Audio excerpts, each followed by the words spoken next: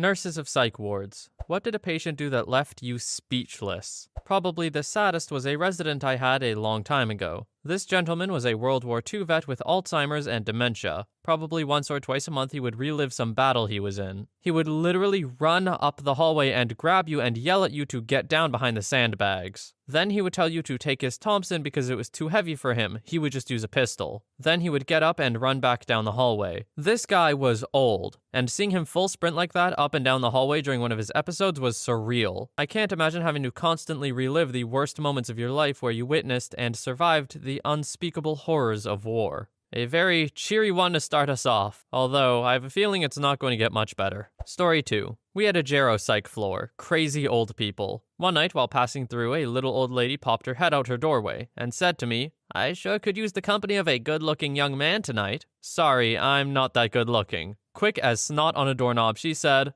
"That's okay, I can't see too well." I didn't join her, but her charisma was on point. Story 3. When I was in nursing school, I had a clinical in the state-funded psych ward downtown. I was assigned to sit with this one girl to monitor her behavior. She spent about 30 minutes doing nothing but eating pudding cups with a plastic spoon. She ate like 6 of them in half an hour. Then, out of nowhere, she very calmly licked her spoon completely clean and pulled her shirt sleeve up, before shoving the entire spoon into an incision in her arm near her bicep. Then, very calmly said, "Oops." The nurses that worked there didn't believe me. They kept saying I was making it up and I couldn't have seen what I saw. Only later on, like 4 hours later, it was a 12-hour clinical, the orderly noticed the girl had some blood on her shirt. He took her into her room to change her clothes, and noticed that an incision on her arm had dehisced and had begun bleeding. Then eventually agreed to send her to the hospital for testing. The x-ray showed the entire spoon sucked into the fat of her upper arm, through an incision where they had removed a birth control implant the week before. Apparently, the girl had slowly been picking at the sutures and opening it bit by bit until it was deep enough to fit an entire plastic spoon. The girl admitted that the oops was because it had gotten sucked in and couldn't be pulled out, not because she stuck a spoon in her arm. Totally bizarre. Story 4. We had a psych patient on our floor that wasn't really crazy,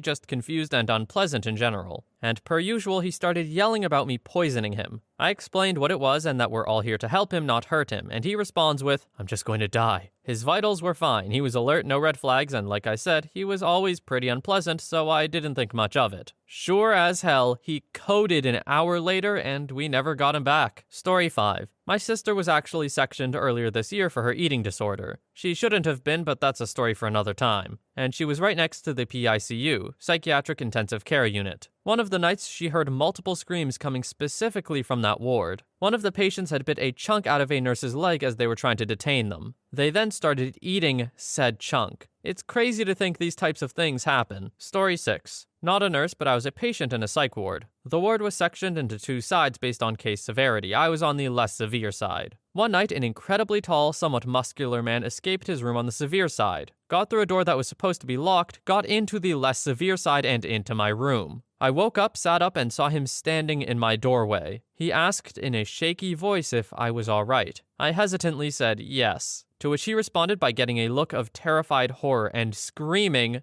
"I knew it! You can see them too, don't let them get you!" before he was dragged away screaming by security. Story 7. Was interviewing a guy in a psych ward, and he was complaining about how he couldn't have any whiteout, a liquid eraser for typewriters, because he was on Unalive watch. Claimed it was stupid because if he wanted to unalive himself, as he pointed out, he could use the drawstring from the blinds to hang himself, or he could use his pencil to stab himself, or use a typewriter metal bar to off himself. I agreed it was silly to hold back the small bottle of liquid whiteout. When I relayed the convo to my instructor about how silly it seemed due to him having several other ways, she replied that he proved to me that he had been considering ways to unalive himself, and that's why he was able to come up with so many so quickly. He never did get his whiteout. Story 8. I visited a prison for a warden job and went to see the constant surveillance guys for their own safety, etc. There was a fellow there who had used a razor to slice his stomach open and started pulling chunks of himself out for fun. He also started using the hole, which wouldn't heal, as a hiding place. A towel was found stuffed in there, which his body had started fusing to. Apparently he was quite nice, but the whole thing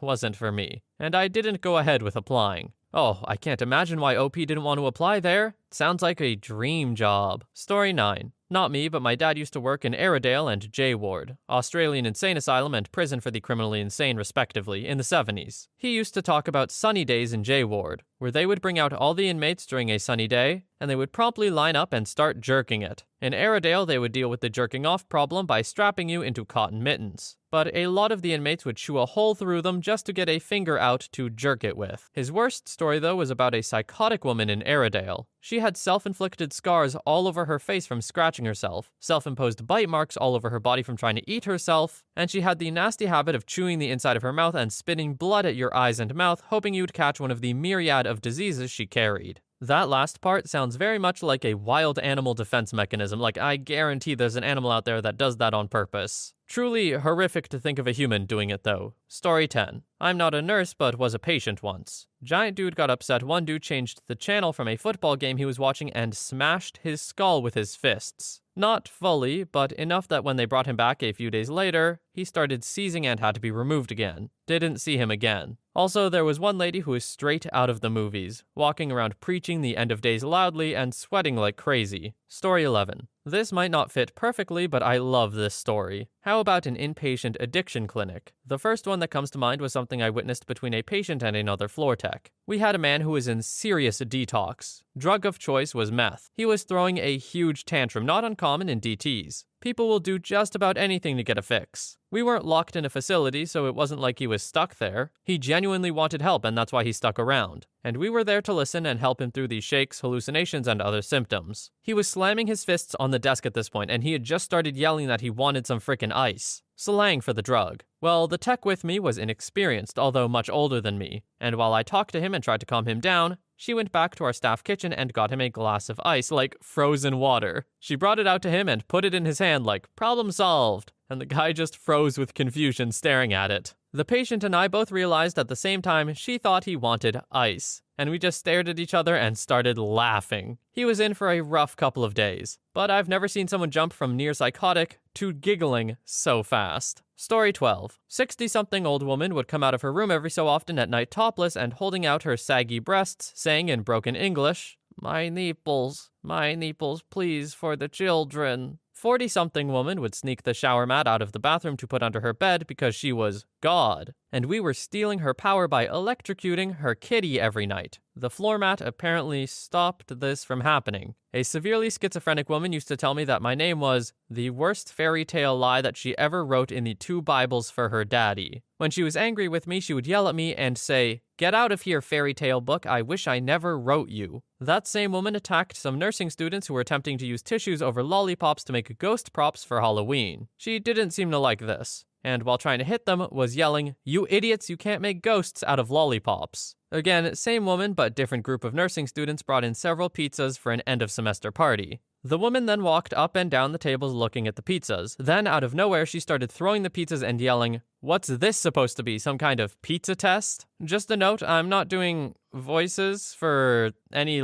mental patients or anything. I don't know, it just seems like in bad taste. Sorry if you like it when I do them. They'll be back for the next one, I promise. Story 13. I'm an RN in Boston in a psych hospital, and I've seen some crap. One of the things I'll never forget was we had this manic guy that had been transferred from another unit because he kept getting into fights over there, and all the other patients were trying to attack him. I was still working nights back then, and at about 3 a.m. he came up to me and said his tooth hurt, and he needed to see a dentist right away. I said I don't have a dentist for him to see, but when the doctor comes in the morning we can take a look. Gave him some Tylenol and sent him back to bed. About 5 minutes later, he came out saying it really hurt and he needed to see a dentist to pull his tooth. Again, I told him there's no dentist, but maybe I can get some more pain meds. In the middle of me explaining this to him, he sticks his hand in his mouth and rips his molar out of his head and handed it to me. Blood starts pouring out of his mouth, but he didn't even seem to notice. After I clean him up and get the bleeding to stop and call the doctor to get him some drugs, he goes, "Make sure you give me that tooth back when I leave. That's my tooth. Don't try and steal it." Frickin' wild stuff. Story 14. I'm a tech at a psych hospital, but I start nursing school in August, so I hope this counts. We had a very tall, heavyset man who swung at a nurse and a fellow tech when they asked him to not stand naked in the door and flashed the whole unit. So we put him in a hold and escorted him to the seclusion room. From there, he tried to strangle himself with his underwear. He had them on his head like a bandana. So we opened the door and took those away. Then he peed all over the floor, did push-ups, and every time he came down, he would slurp it up. Eventually, he got bored of that and began writing on the wall in his pee, then pleasured himself onto the door and said it would be better if he could bang my dead corpse. Eventually, his IMB52 kicked in and he contacted for safety/good behavior. So we opened the door again and he bit me on the hand and drew blood. From there, I got permission to not be involved in the code and a peer swapped me out. I'm assaulted on a weekly basis, and we aren't even an acute care facility. I'm very excited to go PRN in August. $15.38 an hour is not worth it. Story 15. Prison guard here. Guy cut his sack open to let people know he was serious. Don't know about what. Guy 2 cut off a butt cheek or a big part of and threw it at me as I tried to stop him. Guy 3 punched a wall 3 times really hard, bloody knuckles, and told me he punched the devil, cause he was telling him to stab me, but I'm cool, so he told the devil to screw off. Guy 4 pretended to drown himself in a toilet, basically splashed pee on his face and rolled around crying. Guy 5 banged a window air vent and was compliant yet confused when I asked him to stop.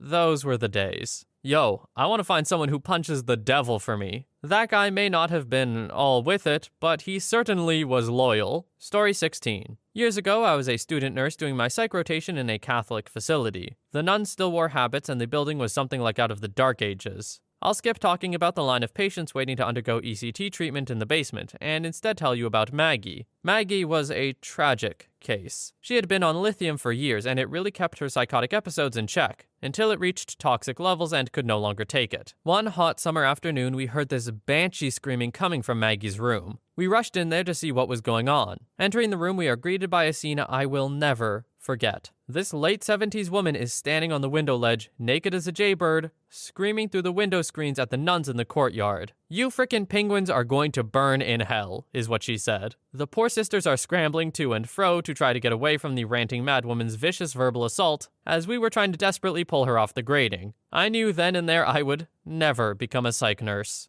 Story 17. I've posted about some of these before, but here goes. I'm not a psychologist, but a former mental hospital patient. I'm depressive, but was in a closed psychiatric facility on 2 occasions. Once, this was because I had myself committed because I wanted to unalive myself, and the other time because there wasn't any space in any other kind of clinic. My roommate watched me brush my teeth on one occasion. While I'm doing this, I realize that he's staring at me. I try to ignore it, though. Then I realize he's staring at my toothbrush. He then tells me, "You shouldn't stick your lightsaber in your mouth." Okay then. Another time, there was a former soldier with PTSD that shared a room with me for a few days. I slept with earplugs during this time because he snored. So I only heard this story from fellow patients, and I'm not sure if it wasn't exaggerated. But something close to it must have happened, because I did see the destruction afterward. Guy with PTSD can't sleep, so he goes to the duty nurse for sleep meds. Duty nurse at the time was a major jerk, not because she wouldn't give you meds if you asked. After all, she's more qualified than you to decide whether you should be given something or not, but because she treated you like an 8-year-old when you did ask. And not everyone in that facility had the mental faculties of an 8-year-old. Thank you very much. Anyway, she tells him that he can't have sleeping meds. He should try and sleep without them first. So the guy starts pacing up and down in the hallway. She comes and tells him that he needs to go to sleep and that he's disturbing other patients, but he ignores her. She grabs him by the arm and the guy completely flips, breaks the nurse's arm and tosses her into a wall, beats up 2 more hospital staff and 2 policemen that the hospital staff called to the scene.